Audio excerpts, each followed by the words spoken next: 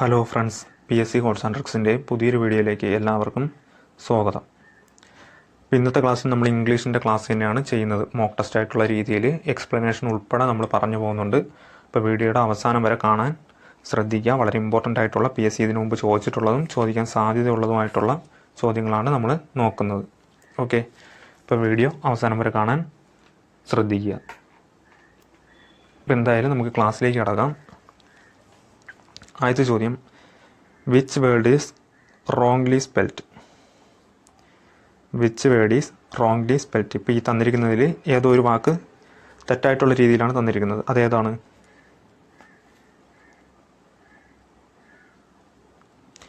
Insistence, resistance, existence, reverence. ഇതിലേതാണ് വാക്ക് തെറ്റ്?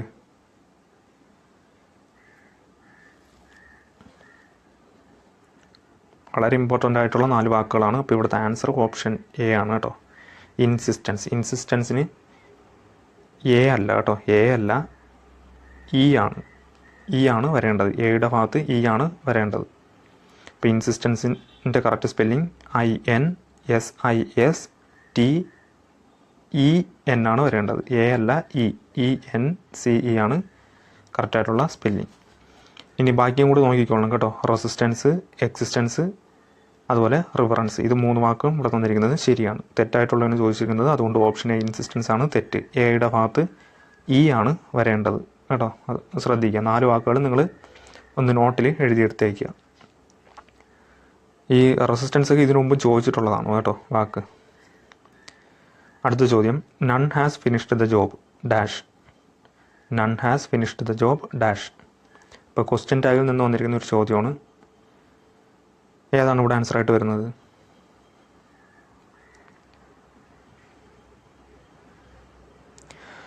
അപ്പോൾ നമുക്ക് ആൻസറിലേക്ക് കിടക്കാം. അപ്പോൾ നമ്മൾ പഠിച്ചിട്ടുണ്ട്, സെൻറ്റൻസ് പോസിറ്റീവ് ആണെങ്കിൽ ക്വസ്റ്റ്യൻ ടാഗ് നെഗറ്റീവ് വരണം. സെൻറ്റൻസ് നെഗറ്റീവ് ആണെങ്കിൽ ക്വസ്റ്റ്യൻ ടാഗ് പോസിറ്റീവ് വരണം. ഇവിടെ നോക്കിയേ, തന്നിരിക്കുന്ന സെൻറ്റൻസ് എന്താണ്? None has finished the job. അപ്പോൾ സെൻറ്റൻസ് എന്താണ്? നെഗറ്റീവാണ്. നൺ എന്നുള്ള വേർഡ് ഉണ്ട്. അപ്പോൾ തന്നെ മനസ്സിലായി സെൻറ്റൻസ് നെഗറ്റീവാണ്. അപ്പോൾ സെൻറ്റൻസ് നെഗറ്റീവ് ആണെങ്കിൽ ക്വസ്റ്റ്യൻ ടാഗ് എന്ത് വരണം? പോസിറ്റീവ് വരണം. ഇപ്പോൾ പോസിറ്റീവ് ക്വസ്റ്റ്യൻ ടാഗ് ഉള്ളത് ഓപ്ഷൻ സിയും ബിയും സിയും മാത്രമേ ഉള്ളൂ. അപ്പോൾ തന്നെ നമുക്ക് എ ക്യാൻസൽ ചെയ്യാം, ഡി ക്യാൻസൽ ചെയ്യാം. പിന്നെ ഉള്ളത് ബിയും സിയും. ഇനി നോക്കാം, ഇവിടുത്തെ ഓക്സിലറി വെർബ് ഏതാണ്? ഹാസ് ആണല്ലേ.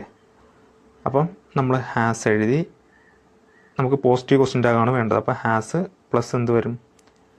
ദേ വരും അല്ലേ. നണ്ണിൻ്റെ പ്രോനൗൺ ദേ ആണ്. അപ്പോൾ ദേ, ഹാസ് ദേ എന്ന് വരും. പക്ഷേ ഇവിടെ ഒരു പ്രശ്നമുണ്ട്. ദേ പ്ലൂറലും ഹാസ് സിംഗുലറുമാണ്. അപ്പം അങ്ങനെ വരത്തില്ല. ദേൻ്റെ കൂടെ സിംഗുലർ വരത്തില്ല. ദേ എന്ന് പറയുമ്പോൾ എന്താണ്? അവിടെ പ്ലൂറലാണ്. അപ്പോൾ അതിൻ്റെ കൂടെ ഹാസ് ഉപയോഗിക്കാൻ പറ്റത്തില്ല.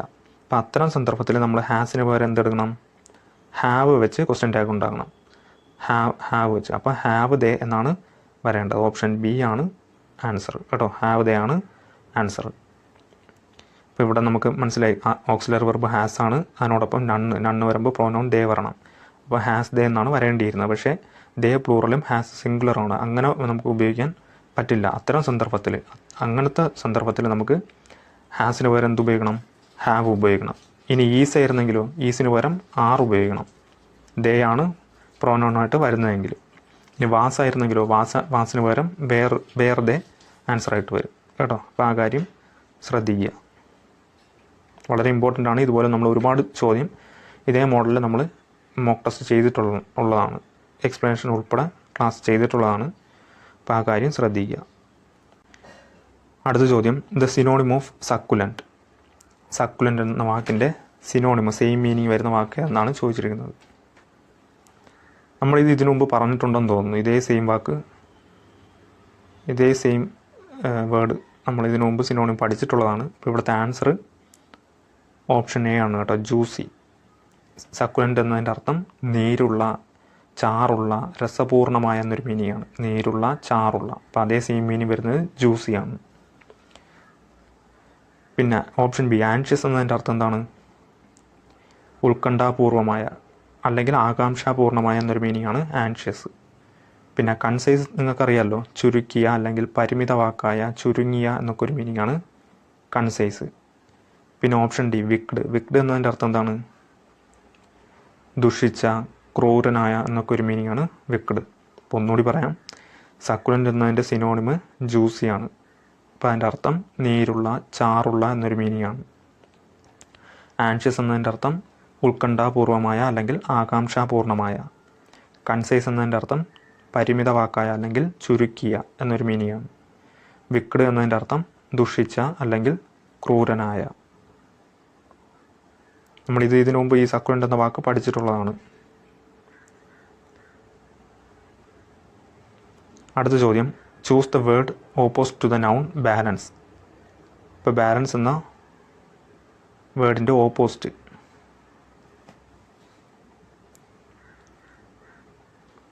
ഏതാണ്? അൺബാലൻസ് ആണോ, നോൺ ബാലൻസ് ആണോ, ഇംബാലൻസ് ആണോ, മിസ്ബാലൻസ് ആണോ?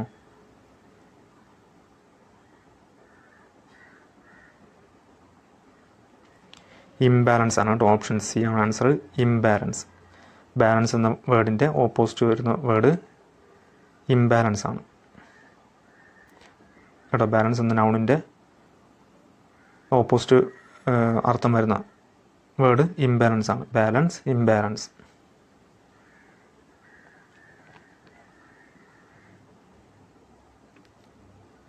അടുത്ത ചോദ്യം, one who eats too much.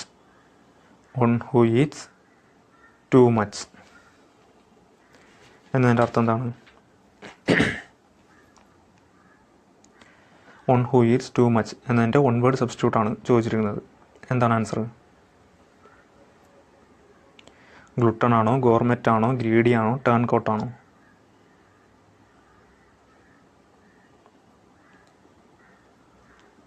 ഗ്ലുട്ടൺ ആണ് കേട്ടോ. ഓപ്ഷൻ എ ആണ് ആൻസർ, ഗ്ലുട്ടൺ. ഗ്ലുട്ടൺ എന്നതിൻ്റെ അർത്ഥം അത്യധികം ഭക്ഷിക്കുന്നവൻ അല്ലെങ്കിൽ ഭക്ഷണപ്രിയൻ എന്നൊരു മീനിങ് ആണ്. അത്യധികം ഭക്ഷിക്കുന്നവൻ ആണ് ഗ്ലുട്ടൺ. ഇപ്പോൾ one who eats too much, ഒരുപാട് ഭക്ഷണം കഴിക്കുന്നവനെ ഗ്ലുട്ടൺ എന്നാണ് പറയുന്നത്. അതുപോലെ ഓപ്ഷൻ ബി, ഗോർമെറ്റ് എന്താണ്? ഭക്ഷണ വിദഗ്ധൻ കേട്ടോ. ഭക്ഷണ വിദഗ്ധനാണ് ഗോർമെറ്റ് എന്ന് പറയുന്നത്. ഗോർമെറ്റ് എന്നതിൻ്റെ അർത്ഥം ഭക്ഷണ വിദഗ്ധൻ. അതുപോലെ ഗ്രീഡി, ഗ്രീഡി എന്നതിൻ്റെ അർത്ഥം എന്താണ്? അത്യാഗ്രഹമുള്ള എന്ന മീനിങ് ആണ്. അത്യാഗ്രഹമുള്ള എന്നൊരു മീനിങ് ആണ് ഗ്രീഡി. അതുപോലെ ടേൺ കോട്ട്, ടേൺ കോട്ട് എന്നതിൻ്റെ മീനിങ് എന്താണ്? തരം പോലെ രൂപം മാറുന്നവൻ. തരം പോലെ രൂപം മാറുന്നവൻ എന്ന ടേൺ കോട്ടിൻ്റെ അർത്ഥം തരം പോലെ രൂപം മാറുന്നവൻ. ഇപ്പോൾ one who eats too much എന്നതിൻ്റെ അർത്ഥം എന്നതിൻ്റെ വൺ വേർഡ് ഗ്ലുട്ടൺ ആണ്. അത്യധികം ഭക്ഷിക്കുന്നവൻ എന്നൊരു മീനിങ് ആണ്. ഇനി അടുത്ത ക്വസ്റ്റ്യൻ, ആർട്ടുകൾ എന്ന് പറയുന്ന ടോപ്പിക്കിൽ നിന്ന് വന്നിരിക്കുന്ന ചോദ്യമാണ്. It is dash honourable act from dash European gentleman. It is dash honourable act from dash European gentleman. ഏതായിരിക്കും ആൻസർ ആയിട്ട് വരുന്നത്?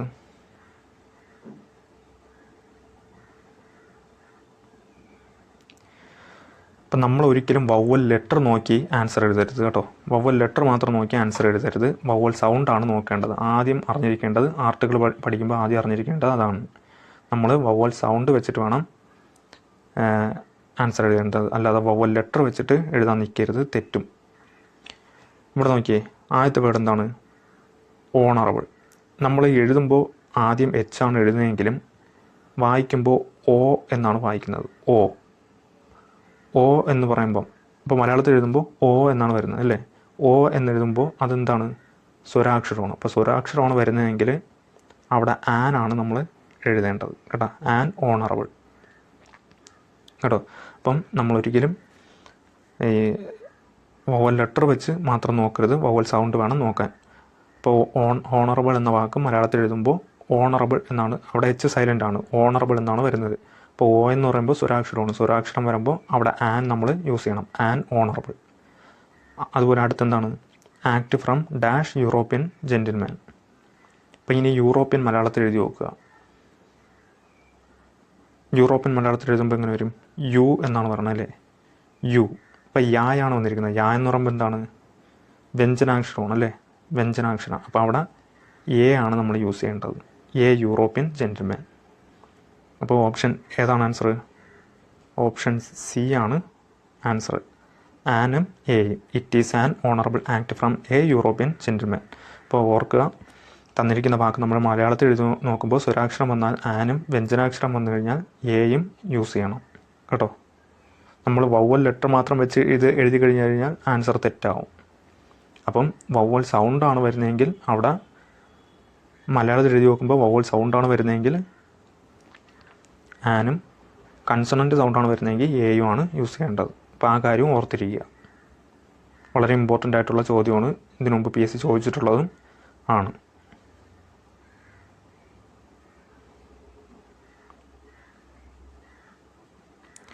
അടുത്ത ചോദ്യം, ദേ have entered dash an agreement. They have entered dash an agreement. ഏതാണ് ആൻസർ ആയിട്ട് വരുന്നത്?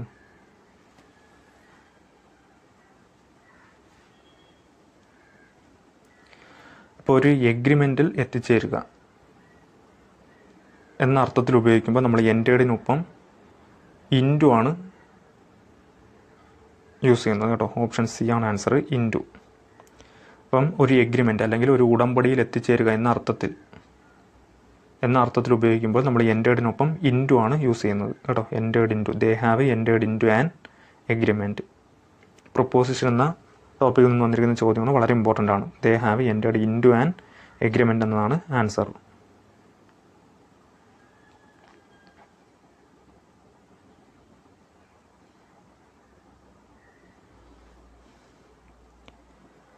അടുത്ത ചോദ്യം, my friend dash for me when I arrived. My friend dash for me when I arrived. Options waited, has waited, was waiting, has been waiting. My friend dash for me when I arrived. അതായത് ഞാൻ വരുമ്പോൾ എൻ്റെ സുഹൃത്ത് എന്നെ കാത്തിരിക്കുകയായിരുന്നു എന്നൊരു meaning ആണ് വരുന്നത്. ഞാൻ വരുമ്പോൾ എൻ്റെ സുഹൃത്ത് എന്നെ കാത്തിരിക്കുകയായിരുന്നു എന്നൊരു മീനിങ്. അപ്പോൾ ഇവിടെ എന്ത് പറഞ്ഞ ആൻസർ? ഓപ്ഷൻ സി ആണ് കേട്ടോ, വാസ് വെയിറ്റിംഗ് ആണ്. Was waiting. My front was waiting for me when I arrived. അതായത് പാസ്റ്റിൽ നടന്ന ഒരു കാര്യം പാസ്റ്റിൽ നടക്കുമ്പോൾ മറ്റൊരു കാര്യം തുടർന്നുകൊണ്ടിരിക്കുകയായിരുന്നു അല്ലേ. ഒരു കാര്യം പാസ്റ്റിൽ നടക്കുമ്പോൾ അതിൻ്റെ ഇടയിൽ തന്നെ മറ്റൊരു കാര്യം നടന്നുകൊണ്ടിരിക്കുകയായിരുന്നു. അപ്പോൾ അങ്ങനെ പറയുമ്പോൾ നമ്മൾ ഇവിടെ ആൻസർ ആയിട്ട് വരുന്നത് വാസ് വെയിറ്റിംഗ് ആണ് കേട്ടോ. Was waiting. My front was waiting for me when I arrived. അതായത് ഞാൻ വരുമ്പോൾ എൻ്റെ സുഹൃത്ത് എന്നെ കാത്തിരിക്കുകയായിരുന്നു. ഒരു കാര്യം നടന്നപ്പോൾ മറ്റൊരു കാര്യം നടന്നുകൊണ്ടിരിക്കുകയായിരുന്നു. അപ്പോൾ പാസ്റ്റിൽ നടന്ന കാര്യമാണ്. അപ്പം വാസ് വെയിറ്റിംഗ് ആണ് answer.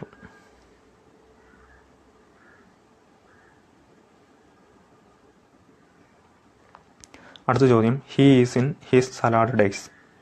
The meaning of underlined phrase. ഇപ്പോൾ ഇവിടെ അണ്ടർലൈൻ ചെയ്തിരിക്കുന്ന ഫ്രൈസിൻ്റെ മീനിങ് ആണ് ചോദിച്ചിരിക്കുന്നത്. സലാഡ് ഡേയ്സ് അല്ലേ. He is in his salad days. Salad days എന്നതിൻ്റെ മീനിങ് എന്താണ്? ഓപ്ഷൻസ് ഉണ്ടല്ലോ. Polite and kind, fairway, young and inexperienced stage, cheerful days.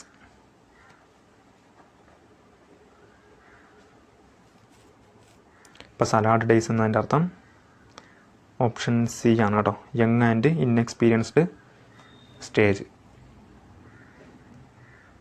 Young and inexperienced stage, അതായത് പരിചയക്കുറവുള്ള ചെറുപ്പക്കാലം എന്നതാണ് മീനിങ്. സലാഡ് ഡേയ്സ് എന്നതിൻ്റെ meaning young and inexperienced stage, പരിചയക്കുറവുള്ള ചെറുപ്പക്കാലം എന്നതാണ് meaning.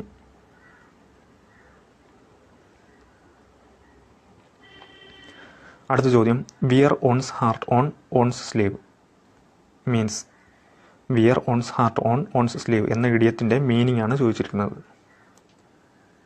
Wear one's heart on one's sleeve. ഇപ്പോൾ ഓപ്ഷൻസ് ഉണ്ടല്ലോ. Get upset, pay more money, show one's feeling openly, be calm. ഏതാണ് ആൻസർ? വളരെ ഇമ്പോർട്ടൻ്റ് ആയിട്ടുള്ളൊരു ഇഡിയമാണ് കേട്ടോ, വളരെ ഇമ്പോർട്ടൻ്റ് ആണ്. ഇവിടുത്തെ ആൻസർ ഓപ്ഷൻ സി ആണ്, ഷോ ഓൺസ് ഫീലിംഗ് ഓപ്പൺലി കേട്ടോ. Wear one's heart on one's sleeve എന്നതിൻ്റെ അർത്ഥം ഷോ ഓൺസ് ഫീലിംഗ് ഓപ്പൺലി, അതായത് വികാരങ്ങൾ തുറന്ന് പ്രകടിപ്പിക്കുക എന്നൊരു മീനിങ് ആണ്. വികാരങ്ങൾ തുറന്ന് പ്രകടിപ്പിക്കുക. Wear one's heart on one's sleeve. Wear one's heart on one's sleeve എന്നതിൻ്റെ അർത്ഥം ഷോ ഓൺസ് ഫീലിംഗ് ഓപ്പൺലി, വികാരങ്ങൾ തുറന്ന് പ്രകടിപ്പിക്കുക. വികാരങ്ങൾ തുറന്ന് പ്രകടിപ്പിക്കുക. ഓക്കെ, അപ്പോൾ ഇന്നത്തെ ക്ലാസ്സിൽ ഇത്രയും ക്വസ്റ്റ്യൻസ് നോക്കുന്നുള്ളൂ. വളരെ ഇമ്പോർട്ടൻ്റ് ആയിട്ടുള്ള ചോദ്യങ്ങളാണ് നമ്മൾ ചർച്ച ചെയ്തത്. അപ്പോൾ ഏതെങ്കിലും ക്വസ്റ്റ്യനൊക്കെ ഡൗട്ട് ഉണ്ടെങ്കിൽ നിങ്ങളുടെ വീഡിയോയുടെ താഴെ കമൻറ്റ് ബോക്സിൽ കമൻ്റായിട്ട് ചോദിക്കുക. അതിനുള്ള റിപ്ലൈ തരുന്നതായിരിക്കും. ഓക്കെ, അപ്പോൾ വീഡിയോസൊക്കെ കണ്ടു നോക്കുക. പ്രയോജനപ്പെടുമെന്ന് തോന്നിയാൽ ചാനലൊക്കെ ഒന്ന് സപ്പോർട്ട് ചെയ്യാനും കൂടി ശ്രദ്ധിക്കുക. പുതിയൊരു വീഡിയോയുമായി കാണുന്നവരെ ഗുഡ് ബൈ.